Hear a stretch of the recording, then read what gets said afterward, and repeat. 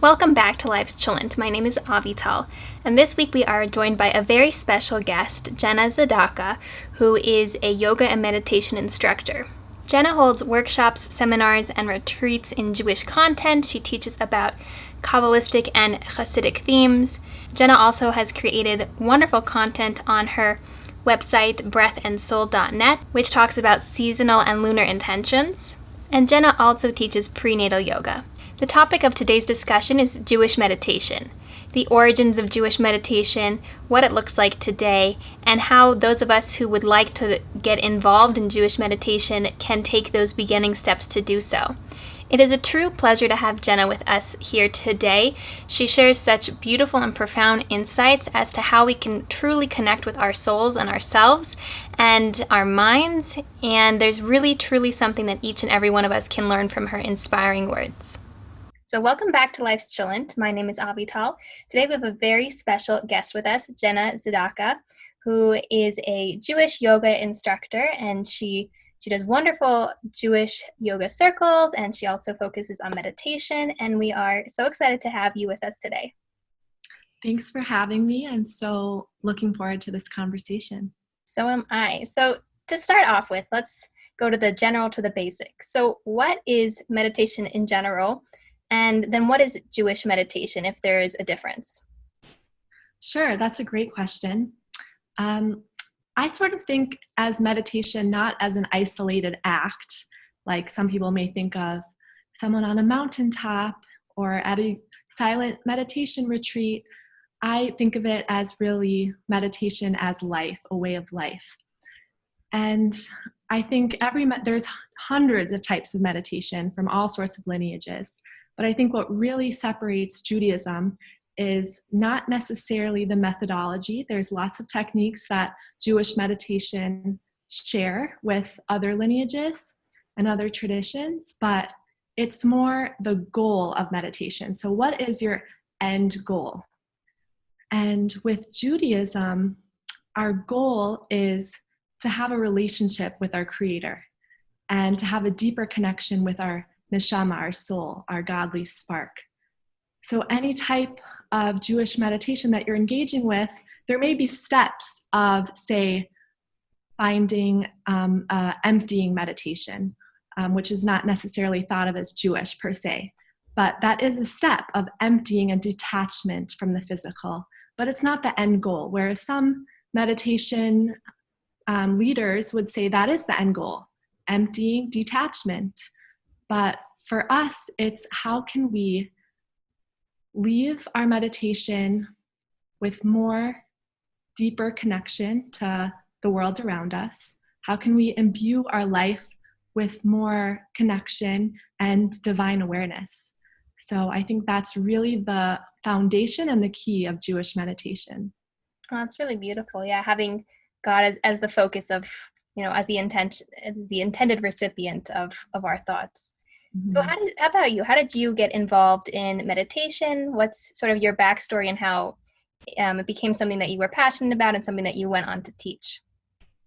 Sure. So it's been a long journey. I found yoga in high school, and I actually grew up in competitive sports. So I was always in competitive soccer and varsity captain and lacrosse. And my relationship to movement was always very competitive and I guess aggression and kind of hard on myself.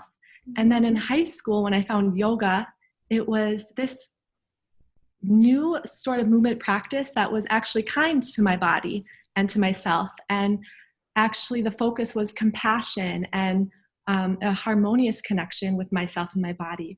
And so that's where my yoga journey started.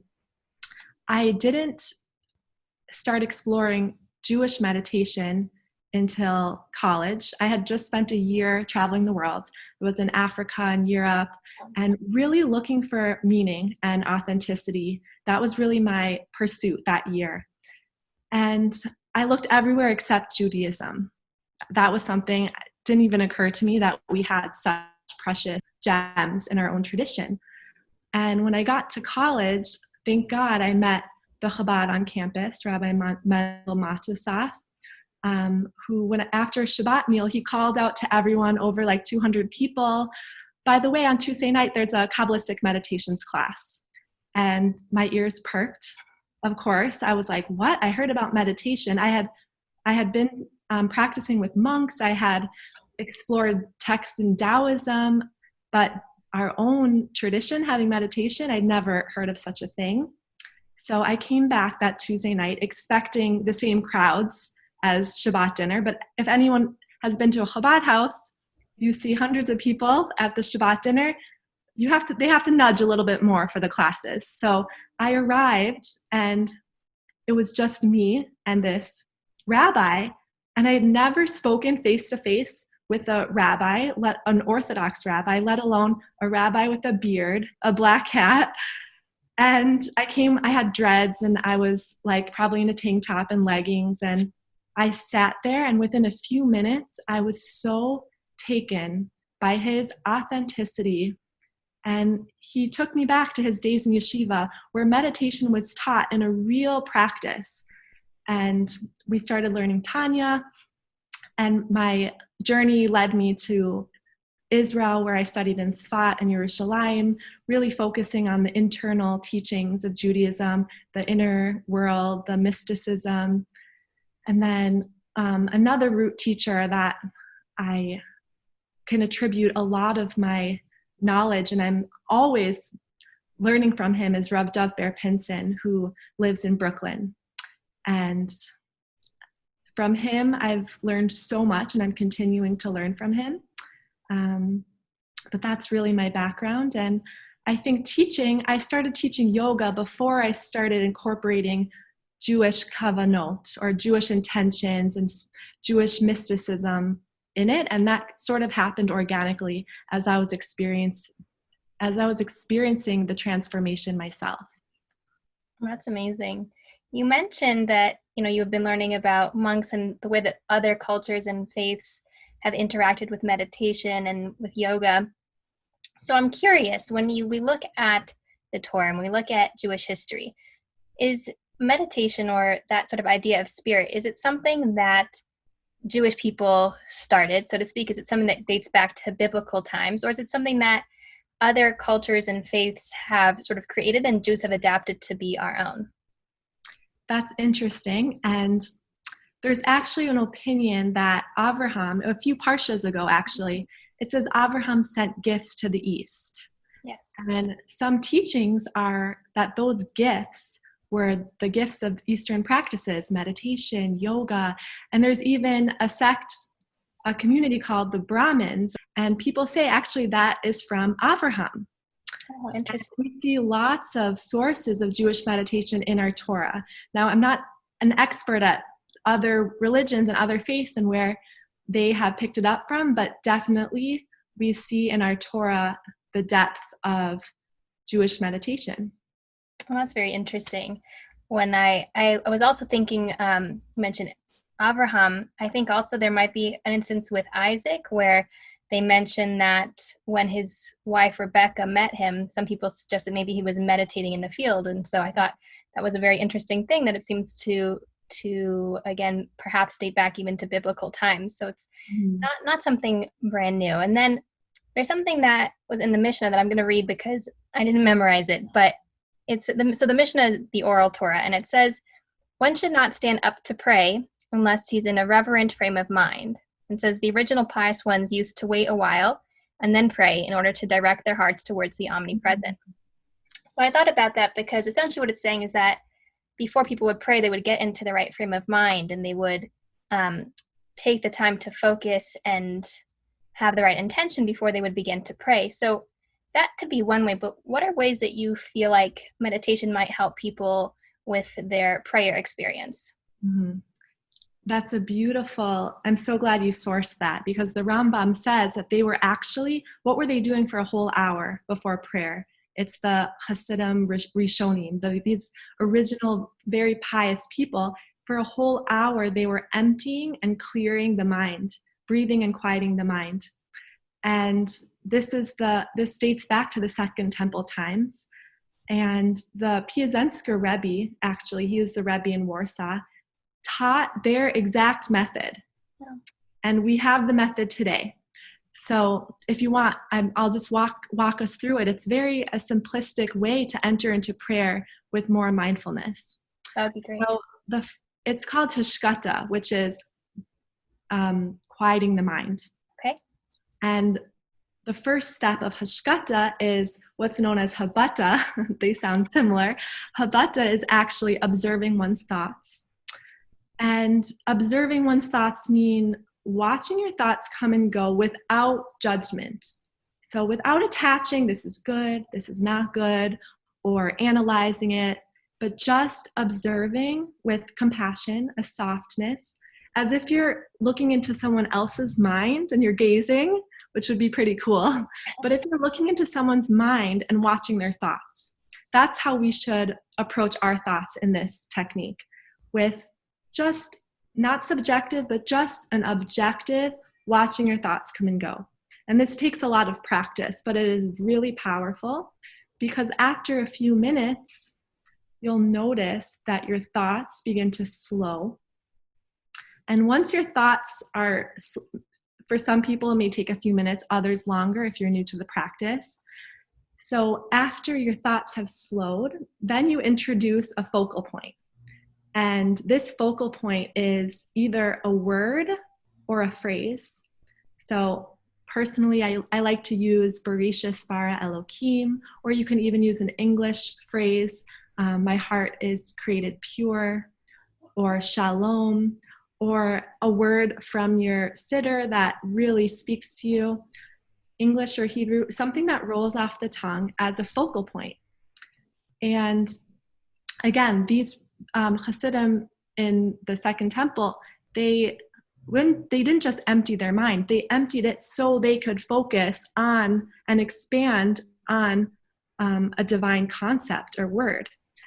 So you start to introduce this focal point and you say it again and again. And just this audible repetition helps you ground and helps you focus while you're observing your thoughts. So as you're observing habata, you introduce this focal point, you say the word shalom, shalom, whatever it is.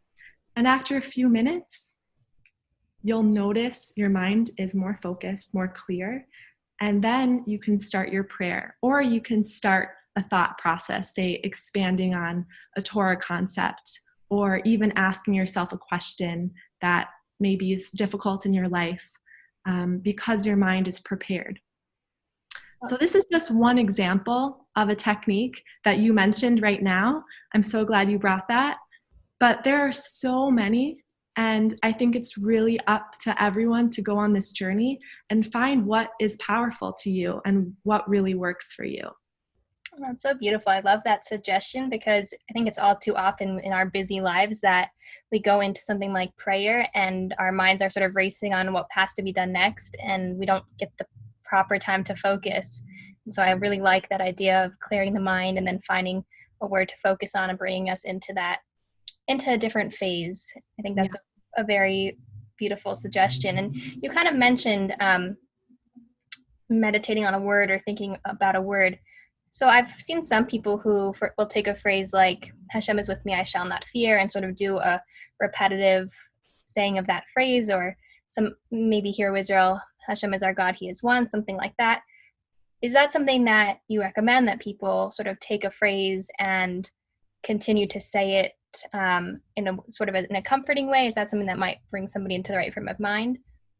Yeah, so I think what's really important to know is that everyone connects differently. And for an example, I think of three main paths of how you could go about meditation. Are you a visual learner? Just curious. I am very visual. Auditory. Visual, definitely. So I'm sure there are lots of people out there who are more of a visual learner. Mm-hmm. And that can give you a sense of how you connect. So if you're more of a visually oriented person, incorporating some visualizations into your meditation is going to be very powerful for you. And the siddur has lots of visualizations that we can use. But for an example, if you're feeling anxious, people who are more visually oriented, it might help them not to say a word over and over, but to close their eyes and visualize a calming place for them, like a beach or their grandma's house. Or a visual-oriented person may use a flame, for an example, a candle, and that can bring them into deeper godly awareness. So there are lots of different ways. If you're more of an auditory-oriented person, if you are sensitive to sound, then incorporating sound into your meditation practice is going to be key. And we can do that through nigunam, through natural sounds in nature that have healing frequencies. And really, all of Jewish prayer is connected to both the visual and the sound piece. So, and also, if you're not either of those and you're more of a body-centered, you need more somatic experience, I think I'm one of those people, then you're going to connect more through body scans or deep breathing or bringing awareness or light into places of the body. So I think the first step for everyone is to really look inwards and ask yourself, how do you connect and explore those realms? Oh, that's very beautiful. I hadn't thought about that people who learn differently might connect to different types of meditation. That's a really cool concept. I love that. So we've talked about a little bit some of these like Jewish concepts of meditation and how it can help bring us focus. What are some of the other benefits of a regular meditation schedule, so to speak, or just doing meditation more regularly? Mm-hmm. So I think the primary focus, like we said, is to imbue our day with more connection of the Creator and of our internal soul. But before we can do that, before we can have a deep connection with the external world, I think a big benefit is knowing your internal worlds and knowing what's going on with you. Like, what am I carrying today? What burden, what heaviness, what challenge, and what's the unbridled joy that I'm feeling today? And knowing your internal worlds and your internal landscapes is really important. So for an example, I think we have a lot of wisdom centers in the body. But if we go down, I'll just name 3 that we can really focus on. If you bring your hand to the low belly, it's actually the body part that's connected of Kislev, which is Rosh Chodesh today, by the way. Let's just acknowledge Rosh Chodesh Kislev. So the body part connected to Kislev is the belly. So if we bring our hands to the belly, this is our pre-personal center. You may have heard of a gut reaction. This is the belly brain. We have mental capacity down here that we can access. We so often live above the collarbones, right? We're in the thinking brain, the rational brain. If we drop our awareness, we find so much intuition down in the deep belly. So the belly is pre-personal. It's an intuitive center. It's like the all-knowingness, the coming home. And then if we come up to the heart is the interpersonal center. It is our intimacy center. It's where we can host other beings, other emotions. And it's why in Jewish prayer, it's the service of the heart, because from here we pour out our prayers. From here we can connect. We can create deep relationships. And we often talk, all of Judaism is about the connection between mind and heart. There are whole Hasidic sects that the only difference is how they see this mind-heart connection. So it's really important to explore these abodes of the heart. And then if we go up to the mind, the third eye center, or the da'as, this awareness, this is our mindfulness. And this is where we have our natural intelligence and our learned intelligence, and we can start to transcend up to the crown, up to Keser, and really visualize higher realms beyond our physical world. So all of this, back to your question, is we need to understand our internal universe and what's going on inside of us before we can have meaningful relationships with others and before we can connect with divinity. So that's on a spiritual level. On a physical level, there's been shown many benefits of meditation. Personally, it reduces anxiety and stress. It increases your immunity, lowers blood pressure. There's a lot of physical benefits. And emotionally, also, we walk through the world with more compassion and with a more deep knowingness of our experience and other experiences. So we can be there more for others, so we can show up in this world, so we can walk through the world with more grace. I think that, I mean, I just met you, but I can see it in you. I can see sort of your kindness. There's been very few people who I meet who just give across like that they're at peace almost. And it's very beautiful to see it coming across in other people. So I like that. And I love what you have to say about having to understand the different parts of ourselves. How do you suggest that somebody who's just starting out, either that they come to that awareness of themselves, or what are some beginner practices of meditation that you would suggest? Mm-hmm. So back to these 3 centers, I think the first step is allowing yourself space and time to let these centers intermingle, let them communicate with each other. Oftentimes, again, we're living above the collarbones. So give yourself time to explore these centers in your body. Let them have a dialogue. That's one step. And then because we're in Kislev, I'm just going to suggest that this is a perfect time to start meditation. I mean, we're in the dark winter months. The Hanukkah is all about stepping into the unknown, stepping into the darkness, because there's so much more abundance when we've explored these unknown territories, this space of darkness. And Hanukkah is all about the light from the darkness. So take time after lighting the menorah, sit by the flames. Don't put any expectations around yourself, what you should be thinking about, what you should be feeling. Just give yourself uninterrupted time, phone away, everything. Just carve out the space and time, sit by the menorah. Maybe if you're a visual person, you're going to look into the flames and start to notice the different colors. Start to notice the relationship between the wick and the flame, which represents our body and our soul. And if you're a more auditory person, listen to the flickering flame. And maybe if you have a partner with you, you could look into each other and see the menorah in the other person's face, the light within each other.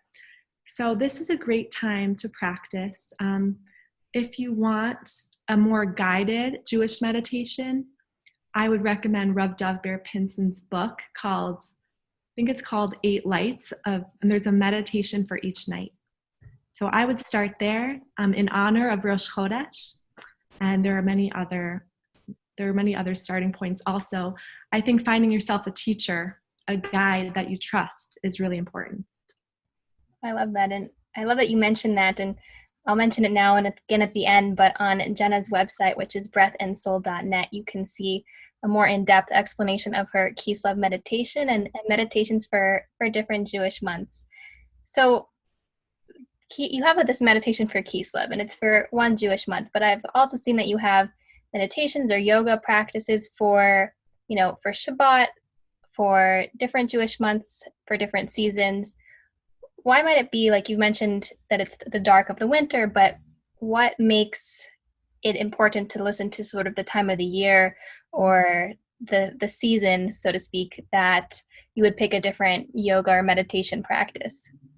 I love that. And that's actually a perfect answer to your last question, because if you're looking for direction, we have the Jewish cyclical calendar that at any moment has an abundance of energy and teachings that we can connect to.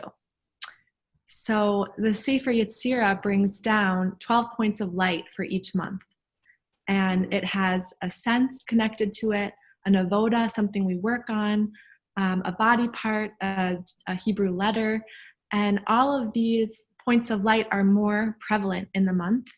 And if we harness that energy, we can really connect to our potential of that month. And it's definitely shaped by the seasonal context also. But Jewish mysticism is heavily connected to the calendar, which is not circular and it's not linear, but it's cyclical. So we're always coming back to that point, but we're also going higher and higher.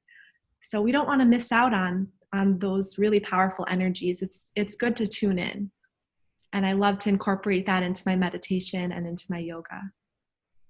That's really cool. I think that those were my questions. I would like to know if there's anything else you would like to add or something I missed, because this is a new concept for me. And so you might be saying, oh, you have to talk about this. And if something comes to mind, I'd love to hear it. I think all I'd like to say is if anyone would like more guidance and to learn more about Jewish meditation, which our tradition has so much wealth, that oftentimes we look in other places, but we have so much gems of wisdom. And I would recommend Rav Dovber Pinson's books on Jewish meditation. He has a whole series connected to visualization. There's a sound and vibration book, which has transformed how I see prayer, which really in sum, we are not praying to Hashem. We are not below praying to God, but God is flowing through us. Beautiful. We are praying with God. So when we're asking for, say, refuenu, like, please heal us, we're not asking God for healing. We are creating healing right now with Hashem. We are co-creators. So if you'd like to explore more Jewish meditation concepts, I'd recommend Rav Dovber's meditation series. I actually have the first book right here. It's called Breathing and Quieting the Mind. And also the Rebbe Rashab from Chabad is one of the Rebbes that really delve deep into Jewish meditation. And also find a local teacher or a local havruta or friend that you can practice with. Those are some great suggestions. I'm definitely going to be investing in those books. Yes. I want to ask you while you mentioned it also, we've talked, I guess I should have asked you earlier, but you've mentioned a lot of things about Chabad and Hasidism. How does that play into meditation? What are sort of like the roots of it, and why is that sort of a branch of Judaism that has it as such a central focus? Sure. So the Baal Shem Tov was the founder of Hasidism, and I guess 90% of his teachings, I have not studied everything he's written, or he hasn't written himself, but his students wrote his teachings down. About 90% of what he taught is Jewish meditation and prayer. So it's really a service of the heart. And that's why I talk so much about the Hasidic masters, and the Baal Shem Tov specifically brought a whole new understanding of prayer. Just one example of and then we'll end. Just one last example. Please, as many as you like. The Baal Shem Tov is, we often think when we're praying, we should have intentions the whole time. We should be thinking about the words and really like focusing. The Baal Shem Tov said no. When we're in prayer, we are in the words of prayer, and the words have a vibrational resonance in our bodies. The world was created with Hebrew letters. The 22 letters of the alphabet are the building blocks of creation. And we know that nothing in our worlds is matter. Everything is vibrating, right? Everything has a sound because everything that vibrates has a frequency. We may not be able to hear it because our range is so small, but that doesn't mean there's not a sound. So each Hebrew letter is an energy of Hashem that is constantly being created. And Hashem constantly creates the world through divine speech. It's not like he said, let there be light, and then left. God is constantly, the 10 utterances are constantly being spoken. Rabbi Shlomo Carlebach actually would say, no, Hashem is singing the world into being at every moment. So when we're praying, we are entering the word of prayer, these vibrational, energetic letters. So on the inhale, we have the intention. So Baruch Atah Hashem, you are the source of life on the inhale. And then exhale, when we're saying Baruch Atah Hashem, we are in the word. And the Baal Shem Tov taught, that's what it means when Hashem said, come onto the ark, boy lateva. The word for ark, teva, is the same word for word. It means come into the word. Come into the word of prayer. Leave that rational mind and just let the sounds, the vibrations of the Hebrew letters be within you. Feel the experience. So this is a radical teaching. And the Baal Shem Tov, this is a small, maybe less than 1%. He has many teachings on how to deepen your prayer. And I'll just leave it at that, but there's so many beautiful insights to explore. And I'm so happy to be here, and thank you so much for connecting. Thank you so much. It has been a true pleasure. I've really learned a lot, and I'm sure that our listeners will as well. And you've given me a lot to open my mind to, and to get these books and to continue in my research on this. So thank you so much for being here. And anybody, again, who wants to follow Jenna and the beautiful inspiration that she shares on her website, it's breathandsoul.net. And thank you again so much for being here. Thank you.